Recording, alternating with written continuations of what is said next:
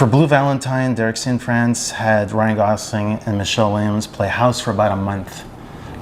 From what I understand is Paul and Frankie got to do some exercises or spend some time together prior to filming. Yep. I was wondering if you had any exercises or you were looking for, were you like a motherly figure and seeing to that they sort of like enact certain things or? No, I had the opportunity to spend only a couple of hours with them in the mornings for those 2 weeks. There was 2 weeks before production. Between like 9 and 11, we would, the first few days we just hung out, we played pool, we played in the pool, Frankie threw me in the pool. And then we started to work on the script. We would read it. We never shared the script with Frankie, but we had 2 sessions over those 2 weeks. Where we had a hard copy of a redacted version of the script, so only her scenes, and we would just read them through together on the page. I didn't give them any directive, I just told them to spend time together. I thought it was important that Paul feels some sense of responsibility for her. Mm-hmm. She always had a chaperone, which was kind of part of the production, but that he be responsible for like figuring out when they're gonna eat food or like addressing basic needs. Just to kind of have that sense of responsibility. But mainly it was just, they just had to build a relationship. That was the only thing that needed to happen. I didn't really need to direct it beyond that.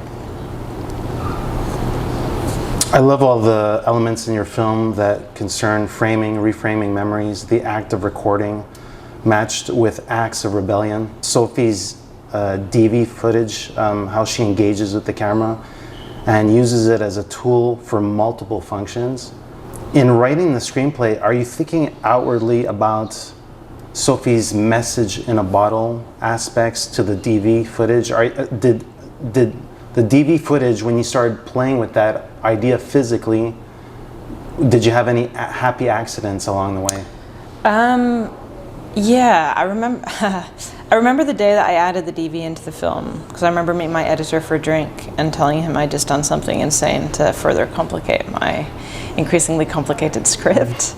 But I love the idea of the footage being really banal, of just being like completely meaningless in a certain way. I mean, it isn't always in the film in the end, but that was definitely the kind of intention going in, is that it just isn't moving. It's not moving the plot along. It's not, you know, it's just these anchor points of kind of what happened. You know, they're not influenced by memory. They're not influenced by they're just these anchors of kind of fact almost. And then when we got to set, they were the most fun thing to shoot. I mean, it was still a film production. I had some vision of it being like really free-flowing, like just us and the camera. Yeah. But then it's like, no, you actually need to record sound, you know.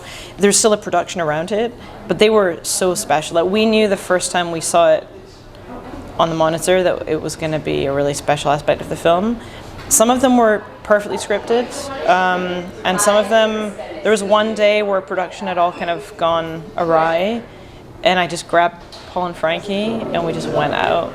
We didn't have sound, and it was amazing. One of those sequences is in the film where he says she has a big head.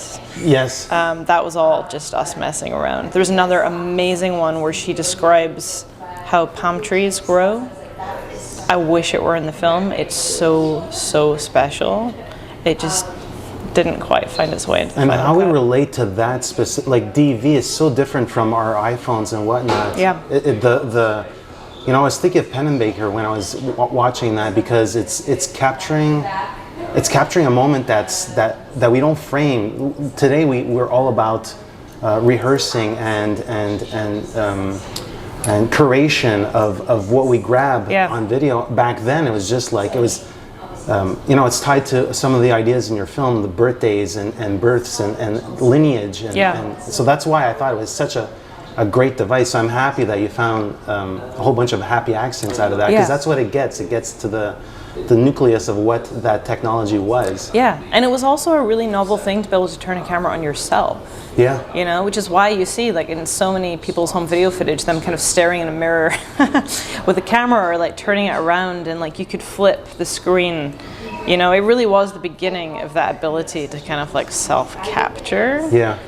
And I think it's also, it was interesting in sharing the film. I felt a bit of a generational divide with the DV footage. I think people around my age really do feel very fondly, think it's beautiful. My cinematographer was like, we should have shot the whole film on DV. He loves it, and I do too, whereas I shared it with some film school professors for feedback, and they were like, it's tough to watch. It's interesting. Well, I love the clash of both. We find ourselves with a catalog of different smiles in this film. Ones that deflect the truth, ones that protect the truth, ones that can't mask the truth. There's a mix of deceitfulness and honest facial affirmations. I thought a lot about how Paul might have slid into the role of Calum, and I was wondering if he did a deep dive to thinking about Calum as a boy, if he had that, if he did that, I don't want to say homework, but if he was afforded that opportunity to go back and think about Calum the child, Calum the young adult, Calum the adult that makes mistakes. Was he afforded that, or did he do that homework?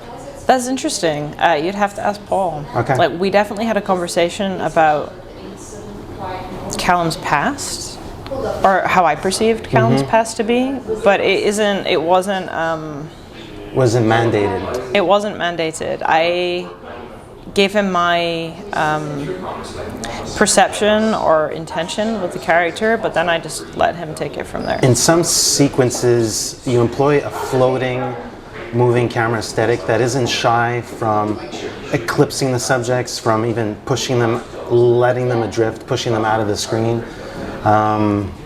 And it sort of like goes with this running notion of incompleteness that permeates throughout the film. Yeah. And if Sophie had a paintbrush, she would fill up all the voids on the canvas, all the white spots in the canvas. She would honestly do that work. I was thinking about how you might have mounted this character. Did you do any psychological detective work into a preteen child in order to figure out how one shoulders the pain of a parent or shoulders the pain of an adult? Not beyond writing, not beyond thinking about crafting those moments in the script, but it was important to me that she be almost entirely protected from his individual experience, and we went about production to protect that. She hadn't seen any of the script in which Calum's alone, so she never really had a sense of what that character was experiencing. In the scene where he spits in the mirror, she was never aware he was doing that. I mean, they're both in the same place, but that was kind of part of the fun and direction of Paul, was to say, okay, you're going to do this, but she can't really know that it's happening, And it was a really intense scene, and he had to kind of hold that. And then the hardest part is when we cut, she'd be like really peppy, and Paul would have to stay in that space to do another take, but not betray what had just happened, and it kind of fed into the character, and it was it was pretty special to watch. But a lot of the moments you also referenced, those are Frankie, like Frankie doesn't like sad things. Like Frankie feels quite uncomfortable around those feelings, and so she really brought some amazing moments to the script. For example, at the mud baths, where Calum's trying to apologize. He's like, I'm sorry, that you got locked out last night, and she won't acknowledge it. She just gets the mud and puts it on him. I mean, that was all Frankie, and we had 30 minutes to shoot 6 pages in that location, and we have 2 takes, and they're amazing. I'll try to end with 2 questions. What did you learn from this young actress? What did she teach you? She taught me that you can really trust kids, like that you treat them with the respect and reverence that you would an adult actor. they can bring so much. They're really smart, and yeah, she was just amazing to work with. She offered us some of the best moments that are in the film, you know, and those were always the highest highs of set when it was clear Frankie was just doing something really, really special. What are some themes that you're interested in right now? What are some artistic, you know, you're a global citizen, there's things that affect you, maybe news headlines, whatnot. What's something that's sort of like occupying some of your mental or emotional space right now? That's tough. There's a lot. I mean, I have like I have no idea what I'm doing next. Which is fine. I'm looking forward to that day where I make my coffee and I sit down at my desk and I have a blank page in front of me. There's lots of ideas I'm playing around with. They engage with lots of different things in time and place, in political relevance and immediacy. But yeah, nothing that I'm honing in on yet. Great. Thank you so much for your time, Charlotte. Thanks. Really appreciate the film, and yeah, I'm going to be blasting it with a megahorn for a very long time. Thanks, I appreciate it. We need it. Please do. Hey, this is Eric from IONCINEMA.com. If you want to support us, subscribe below. For more reviews, interviews, film festival coverage from Sundance, Cannes, Toronto, you want to check out these guys on this side.